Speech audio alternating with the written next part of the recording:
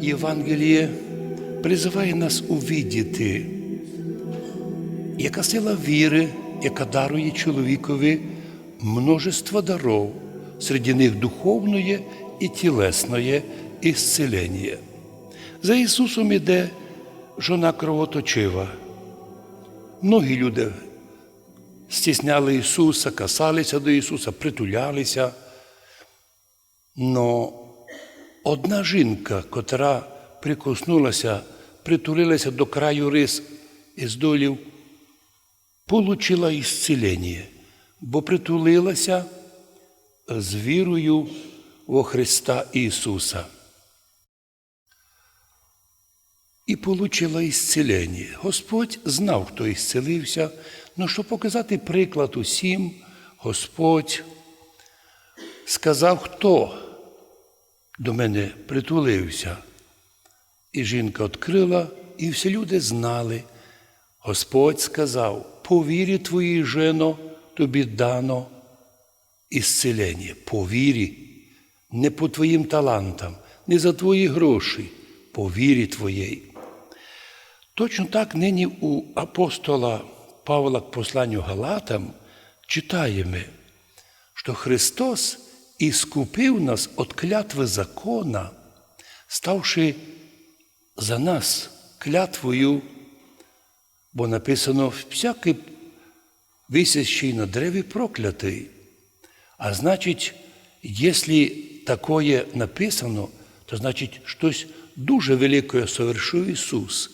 А що совершив? Узяв на себе наші гріхи і поніс наказання, кару. І тепер, каже Павел, читає мораль неким із іудеїв. Петру особливо. Петро проявив двоєдушність і сказав йому, Павел, ти, Петре, будучи іудеєм, живеш по-язичськи, так як і другі, а не по-іудейськи. То чому ти заставляєш язичників жити по-іудейськи? Ми по природі іудеї.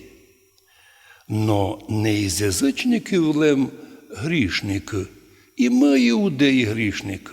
Всі люди грішники. От зато, узнавши, що чоловік оправдується не ділами старого закона левітства, а тільки вірою во Христа Ісуса, то і ми повірили.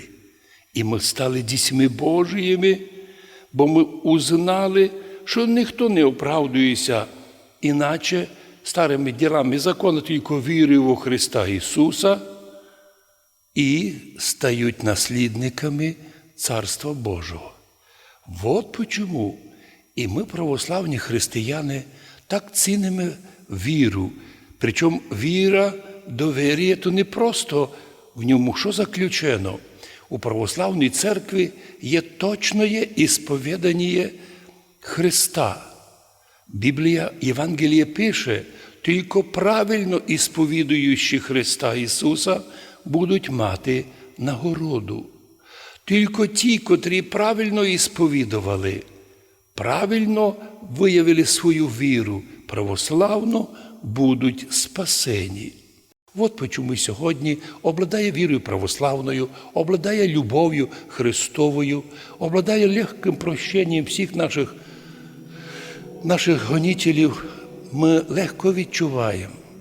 Таку силу нам може дати Бог, котрий є любов, котрий просить і ворогів, і гонителів любити.